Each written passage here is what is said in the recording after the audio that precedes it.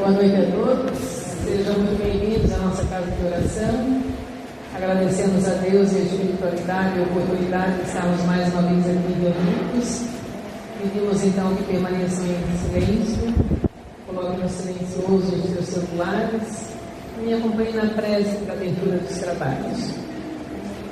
Rogamos ao Senhor Deus Todo-Poderoso nos enviar bons espíritos para nos assistir, afastar aqueles que poderiam nos induzir em erro e nos conceder a luz necessária para distinguirmos a verdade da impostura.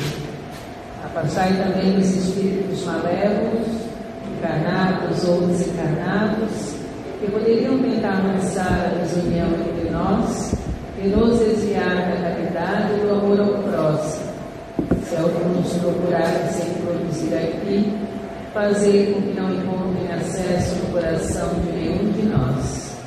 Bons espíritos, que vos irão vir nos instruir, tornai-nos dóceis aos vossos conselhos, afastai-nos de todo pensamento de egoísmo, de orgulho, de inveja e de ciúmes. Inspirai-nos a indulgência e a benevolência para com os nossos semelhantes presentes ou ausentes, amigos ou inimigos, fazendo, enfim, que nos sentimentos dos quais estaremos animados, reconheçamos a vossa salutar influência. Dai aos médicos que encarregados de nos transmitir os vossos ensinamentos, a consciência da santidade do mandato que está confiado e da gravidade do ato que vão realizar, a fim de que nele entreguem o fervor e o recolhimento necessários. Se na Assembleia se encontrarem pessoas que foram atraídas por outros sentimentos que não do bem, abri seus olhos à luz e perdoai-as como nós os perdoamos se vieram com intenções malévolas. Rogamos notadamente ao Espírito de Miguel Arcanjo, nosso guia espiritual, para nos assistir e velar sobre nós. Que assim seja. Boa noite, meus irmãos. Sejam todos muito bem-vindos a essa casa de oração. Hoje eu gostaria de falar com vocês sobre a proteção do seu lar. Alguns encarnados se relembram durante suas orações de pedir proteção para o lar em específico. Eu estou falando em pedir proteção para você, para os seus familiares. Estou falando de pedir proteção para a sua casa, onde você mora. Por que isso, filhos? Porque a importância disso. Não basta vocês estarem equilibrados espiritualmente. O pedido de proteção para o seu lar também é uma necessidade, também traz vantagens espirituais muito grandes. Vocês não sabem, filhos, como está a energia das casas que rodeiam a sua. Você não sabe como está a energia das pessoas que estão morando ao seu lado. E como nós sempre falamos aqui, filhos, existe a proteção espiritual, óbvio que existe. Mas a energia ela é como um perfume, ela vai se alastrando. E se você pedir proteção apenas para você, apenas para os seus familiares, vocês estarão protegidos. Mas pode ser que vocês comecem a se sentir desconfortáveis dentro da sua casa em razão de alguma energia que está ali dentro.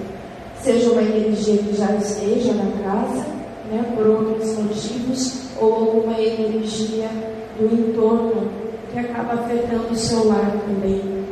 Então, filhos, peçam também proteção para a sua casa, que nada de ruim entre ali, que nada de ruim permaneça ali, que nenhuma energia negativa fique ali dentro, afetando a convivência entre você e seus familiares, afetando o seu sono. Sempre falamos aqui que vocês precisam pedir proteção, porque quando vocês dormem, vocês saem do corpo e vocês têm acesso a todo o plano espiritual que está ao seu redor. E se não for um plano espiritual equilibrado, filhos, infelizmente vocês vão sentir o impacto disso. Peça proteção também para o ambiente de trabalho que você está. Se você passa muitas horas em determinado local, filhos, peçam proteção.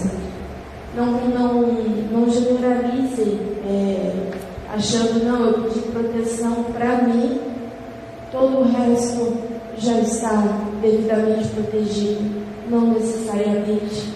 Vocês precisam entender que conviver, estar aqui encarnado, é também estar à mercê das energias de todas as pessoas que também estão aqui enfrentando seus problemas, enfrentando suas questões, e nem todas com o equilíbrio necessário. Então, não deixe de pedir proteção para sua casa, não deixe de pedir proteção no ambiente em que você está com bastante frequência. Não custa nada, filhos, e vai a Deus através do seu livre-arbítrio. Esse pedido que você está fazendo, com certeza vai encaminhar espíritos de luz para proteger ainda mais os locais em que você está, para que você não seja afetado por outras energias que você não precisaria ter acesso. Que Deus abençoe a todos. Boa noite a todos. O tema da palestra de hoje é uma psicografia que foi realizada aqui mesmo no Teórico Arcanjo por um irmão já desencarnado. O tema é: quantas chances mais você terá? Você já parou para pensar que você não faz a menor ideia de quanto tempo de vida ainda possui? Também não faz a menor ideia de quanto tempo de vida as pessoas ao seu redor possuem? Será que vale a pena adiar conversas, reencontros, abraços? Será que vale a pena deixar sonhos para depois? Será que vale a pena contar sempre com o dia de amanhã para consertar falhas do presente e do passado? Quantas chances mais você terá de abraçar os seus pais? Quantas chances mais você terá para aproveitar a infância dos seus filhos, dos seus netos? Quantas chances mais você terá para consertar erros, pedir perdão e com isso avaliar o seu fato? Quantas chances mais você terá para contemplar a beleza da natureza à sua volta? Por que apostar tanto na incerteza do futuro, ao invés de aproveitar o poder do tempo presente que está aqui, agora, passando diante dos seus olhos com a velocidade implacável do tempo? Não perca tempo para agir diferente, para evoluir, para aproveitar sua encarnação com a dedicação e a atenção que você, com certeza, prometeu para si mesmo que teria enquanto planejava essa encarnação. Afinal de contas, quantas chances mais você terá? Assim seja.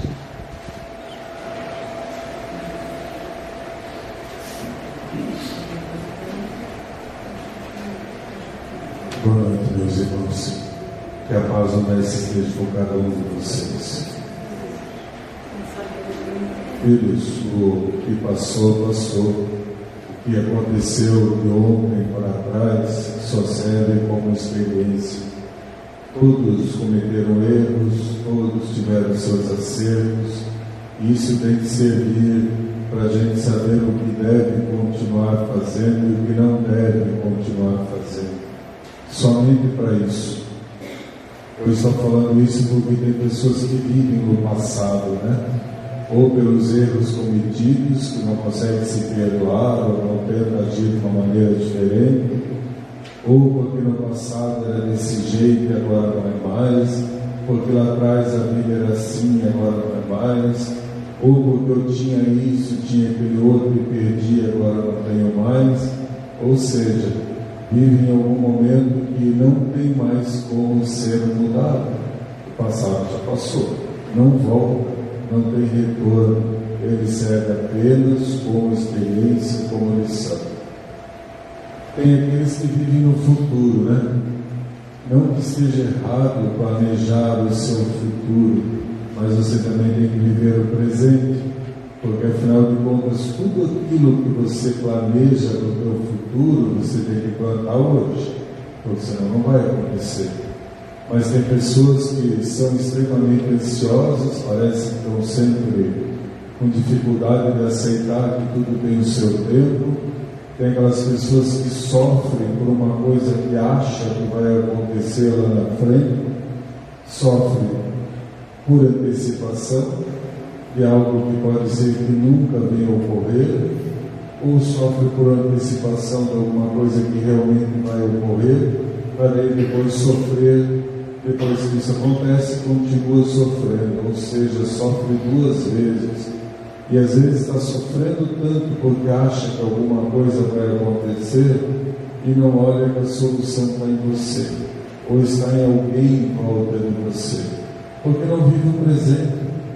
O presente, todo mundo reclama da correria, do dia a dia, que tudo passa, que a vida passa, nem percebe que está passando, mas que no futuro vai ser melhor, que nas minhas férias vai ser melhor, quando eu estiver em tal lugar vai ser melhor, quando eu tiver o carro não sei o que vai ser melhor, o emprego não sei o que vai ser melhor, e vive assim, e se preocupa muito pouco em conviver com as pessoas que estão à sua volta. Tem pessoas às vezes que determinam tudo certinho que quer na vida, tal idade vai ter isso, tal idade vai ser assim, e se dedica tanto a isso que às vezes consegue. Só que quando ele consegue, ele olha para os lados, ele está sozinho, porque ele simplesmente não deu a atenção necessária para todas as pessoas que estavam do lado dele, que era para estar usufruindo aquilo. Ou melhor ainda, podia ser que ele nem conseguisse aquilo que ele tanto almejava, mas ele conseguiu ter um caminho junto com as pessoas que ele amava e que amavam ele. Porque as pessoas às vezes se dedicam tanto a garantir um futuro na velhice, ou garantir um futuro para os filhos, que esquecem do presente. E às vezes esquece que os filhos acabam nem gostando de você, porque você se preocupou tanto que lá no futuro, às vezes ele não sofrer como você sofreu, e esqueceu de ter aquela relação de amor, de carinho, de proximidade. Até porque, falando nisso de filhos, tudo é programação. Se teu filho veio com a programação de ter dificuldade financeira, por mais que você deixe muitos bens para ele vai perder tudo. E se ele não vem com uma programação de ter dificuldades financeiras, por mais que você não deixe absolutamente nada, ele nunca vai ter problema. Porque também isso faz parte da programação da encarnação. Então, às vezes, a gente nota que as pessoas hoje viram as costas para os relacionamentos de várias áreas, se preocupando com um monte de outras coisas, e que no futuro a gente vê o que faz. Só que lembrem-se que vocês não sabem, nenhum de vocês sabe o dia que realmente vocês vão desencarnar. E às vezes se preocupam tanto com isso.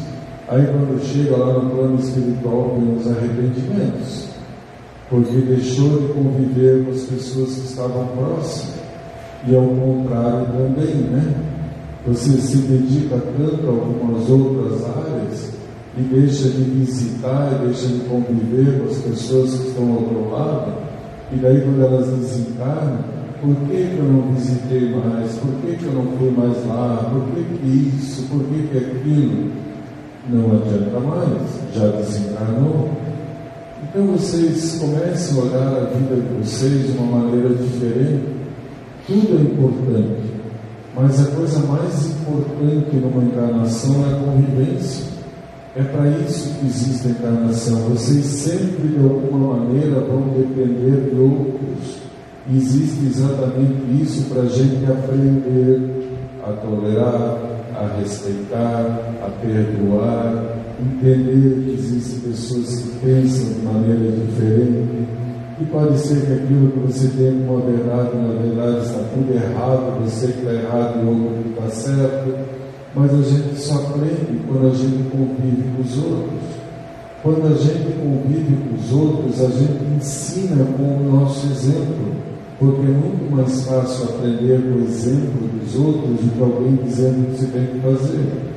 E às vezes o que a gente aprende com o exemplo do outro é exatamente o que a gente não deve fazer, porque o outro está fazendo um monte de coisa e está dando tudo errado, e se está dando errado para ele, vai dar dando errado para você também. E pode ser que às vezes as pessoas que estão ao teu lado, como você nem olha para elas, quando você vai enxergar, às vezes os problemas já se avolumaram tanto que você nem sabe como é que chegou. Principalmente falando de questões familiares. Hoje a gente vê em muitas, mas em muitas casas, as pessoas dentro da mesma casa conversando através do celular. E às vezes olha para frente e alguém da família faz alguma coisa e fica todo mundo espantado. Puxa, como é que ele fez isso? Como é que ela fez isso? Claro que te espanta, você não conversa, você não convive, você não conhece quem está do teu lado. Porque a gente só conhece as pessoas quando a gente convive com elas.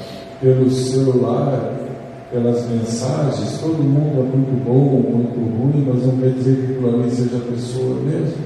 Convivendo, a gente aprende. E quanto mais facilidade Deus está dando para vocês, mais facilidade que vocês hoje não têm mais necessidade de correr atrás do bicho para ter alimentação, muitos não têm mais que plantar para poder se alimentar.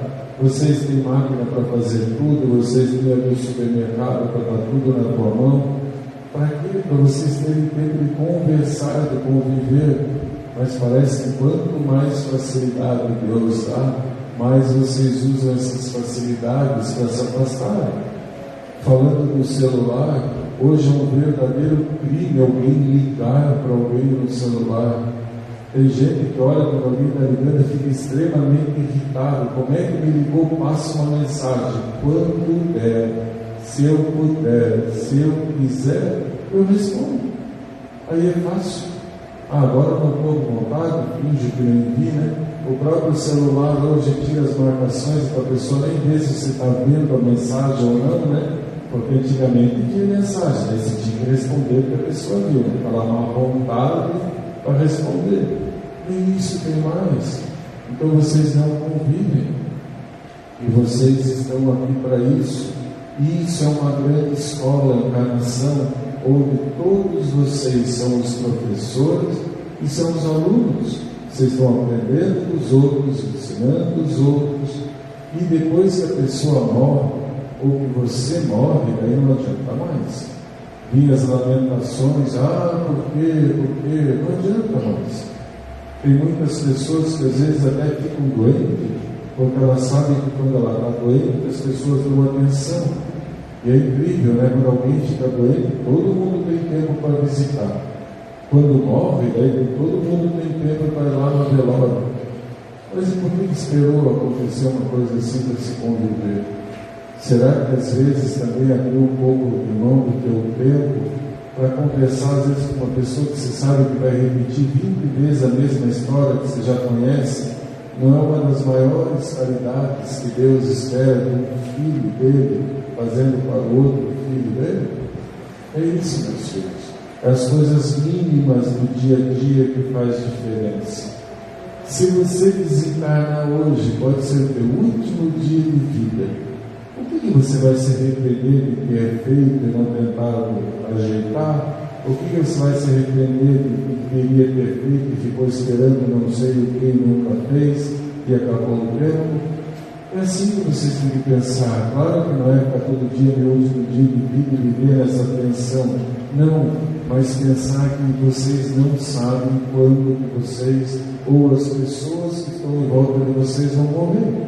Então aproveite o máximo possível as oportunidades para conviver com as pessoas, porque como a gente repete no Centro Espírita aqui inúmeras vezes, quando você desencarnar, você vai ter que lidar só com você, com a tua consciência, se ela vai estar tranquila, se ela vai estar com aquela sensação de tudo que eu podia ter feito eu fiz, ou você vai chegar lá em cima e vai falar, meu Deus, repeti tudo de novo que eu fiz na outra encarnação, ainda não aprendi. e rapidinho quer marcar para voltar, porque sabe que é só na prática que a gente aprende.